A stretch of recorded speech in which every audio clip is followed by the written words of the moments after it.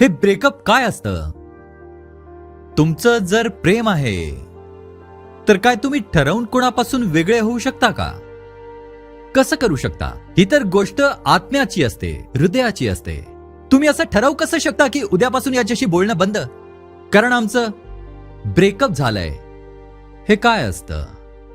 Breakup नंतर तुम्ही स्वतःला रोखता कसे? जर रोखू शकत असाल तर याचा अर्थ कधी काही नव्हतंच. काल रात्री दोघेही एकच आईस्क्रीम चोखत होते.